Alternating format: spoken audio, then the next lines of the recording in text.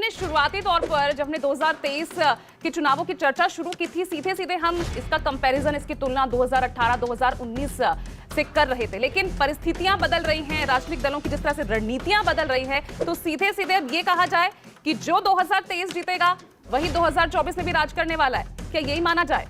कि ये कहना तो थोड़ी जल्दबाजी होगी, क्योंकि जब भी आप ये बात कहेंगी तो कहने वाला, सामने वाला ये तर्क देगा कि 2018 के नतीजे आप देखिए कि छत्तीसगढ़, मध्य प्रदेश और राजस्थान में बीजेपी साफ हो गई थी, लेकिन 2019 में उसको लोकसभा में कितनी सीटें इन राज्यों में मिली।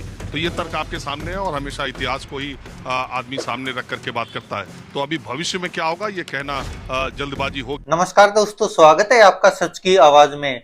2023 के 5 राज्यों के विधानसभा चुनाव माना जा रहा कि 2024 के लोकसभा चुनाव का सेमीफाइनल है और देखना होगा कि क्या 2023 में जो चुनाव जीतती है पार्टी, क्या वही पार्टी 2024 में लोकसभा चुनाव भी जीतेगी। क्योंकि जिस तरह से अनुमान लगाया जाता कि अभी चुनाव जिस तरह नजदीक है, पहले कर्नाटक में, हिमाचल में, यहाँ पर कांग्रेस ने बड़ी पटखनी दी है भारतीय जनता पार्टी को, जहां पर के भाजपा को भी उम्मीद नहीं थी इतनी कि इतनी बुरी तरह हार जाएंगे। और अब जिस तरह से 2023 में विधानसभा चुनाव होने हैं, खासकर इन 3 राज्यों में जहां कांग्रेस के पास बहुत सारे ऑप्शन है जीतने के लिए, मध्य प्रदेश और छत्तीसगढ़, यहाँ पर कांग्रेस की एकता भी है और यहाँ पर किसी को कोई यह डाउट भी नहीं है कि कांग्रेस में फूट पड़ेगी। लेकिन राजस्थान में कहीं कहीं उम्मीद है कि सचिन पायलट गेम पलट सकते हैं, क्योंकि जिस तरह से राजस्थान में अशोक गहलोत और सचिन पायलट के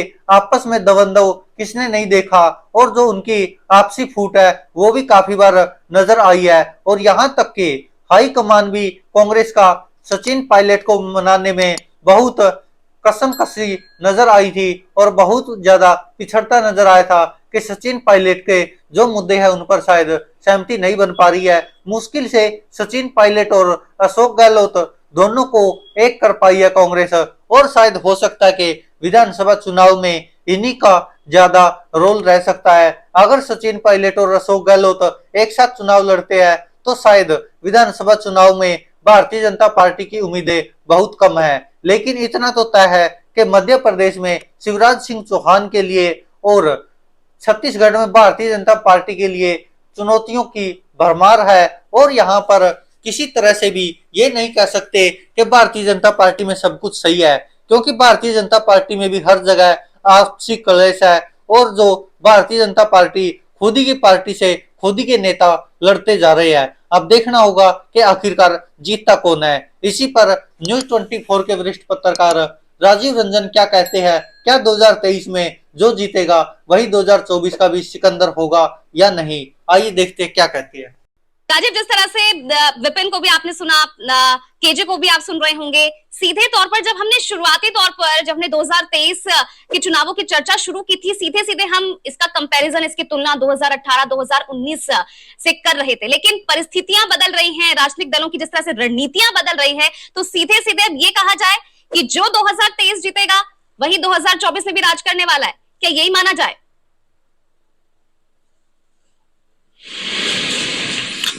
देखिए, ये कहना तो थोड़ी जल्दबाजी होगी, क्योंकि जब भी आप ये बात कहेंगी तो कहने वाला, सामने वाला ये तर्क देगा कि 2018 के नतीजे आप देखिए कि छत्तीसगढ़, मध्य प्रदेश और राजस्थान में बीजेपी साफ हो गई थी, लेकिन 2019 में उसको लोकसभा में कितनी सीटें इन राज्यों में मिली। तो ये तर्क आपके सामने है और हमेशा इतिहास को ही आदमी सामने रख करके बात करता है। तो अभी भविष्य में क्या होगा ये कहना जल्दबाजी होगी, लेकिन इतना जरूर है कि भारतीय जनता पार्टी की जो आबो हवा मध्य प्रदेश में पहले थी, अब वो 2023 में दिखाई नहीं देती है। उसकी बहुत सारी वजहें हैं। तमाम वो चेहरे 18-20 साल से वही मंत्री, वही मुख्यमंत्री, तो एक एंटी इनकम्बेंसी, नॉट दैट कि उनके शासन तंत्र को लेकर के ज्यादा नाराजगी है, चेहरे को लेकर के कि एक लंबा वक्त हो जाता है। तो दूसरी बात यह है कि नेतृत्व ये गुजरात की तरह भी नहीं है, जहां पर कि प्रधानमंत्री और अमित शाह का इतना दखल हो कि वो पूरे के पूरे मंत्रिपरिषद को बदल करके दूसरे मंत्रियों को ले जाए, तब भी जनता उसको इस तरह से ले। मध्य प्रदेश के भारतीय जनता पार्टी के जो नेता हैं, वो बहुत सारे नेता बहुत जमीनी और बहुत कद्दावर है। और एक दिक्कत जो मध्य प्रदेश, राजस्थान में बीजेपी को है, वो ये है कि बीजेपी कांग्रेस से ज्यादा बीजेपी खुद से ही लड़ रही है। भारतीय जनता पार्टी में भी गुटबाजी इन दोनों राज्यों में बहुत ज्यादा है और चरम पर है। हालांकि केंद्रीय नेतृत्व ने यह फैसला किया है कि इन तीनों जगहों पर किसी को मुख्यमंत्री पद का नाम लेकर के नहीं लड़ा जाएगा, कमल ही चुनाव चिन्ह होगा, कमल ही उनका चेहरा होगा, इस तरह का फैसला लिया गया है। और आप पहले से भी जानती है भारतीय जनता पार्टी की रणनीति रहती है कि अगर म्यूनिसिपैलिटी के चुनाव भी भारतीय जनता पार्टी जीत जाती है तो प्रधानमंत्री नरेंद्र मोदी का स्वागत समारोह बीजेपी हेडक्वार्टर में होता है, लेकिन अगर राज्यों के चुनाव हार जाती है तो उसका ठीकरा राज्यों के नेतृत्व पर पड़ता है। तो अभी पूरा का पूरा चुनाव प्रधानमंत्री नरेंद्र मोदी के इर्द गिर्द लड़े जाने की तैयारी इन राज्यों में है। जीते तो मोदी जी की वाह वाह, हारे तो राजनीतित्व पे इसका ठीकरा फोड़ा जाएगा।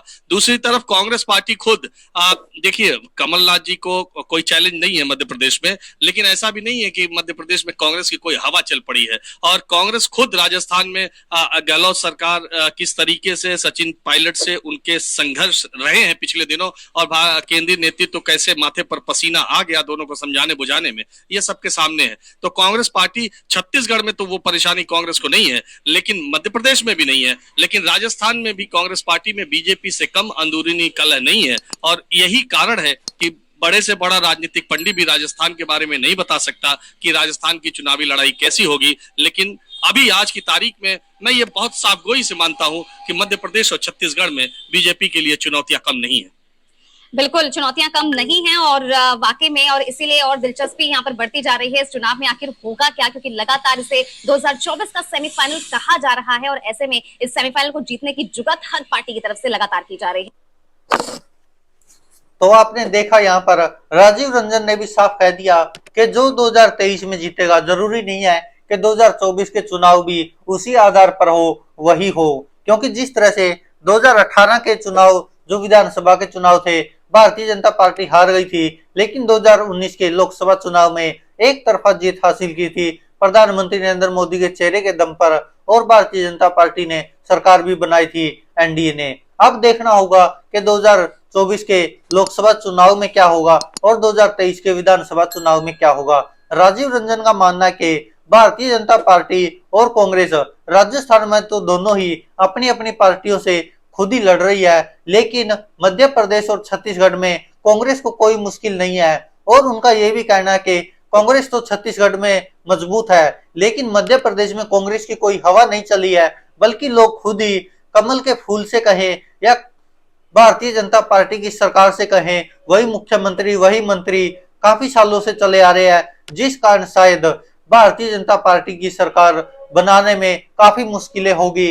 अब देखना होगा कि जनता मध्य प्रदेश में कमल को चुनती है या कमलनाथ को चुनती है, और राजस्थान में कड़ी टक्कर होगी, और उसमें कोई भी यह नहीं बता सकता कि आखिरकार राजस्थान के चुनाव किस तरफ जाएंगे। लेकिन छत्तीसगढ़ में कांग्रेस की हवा मजबूत बताई जा रही है। दोस्तों, इस पर आप क्या कहते हैं, अपनी राय कमेंट बॉक्स में जरूर दीजिएगा। धन्यवाद दोस्तों, देखते रहिए सच की आवाज।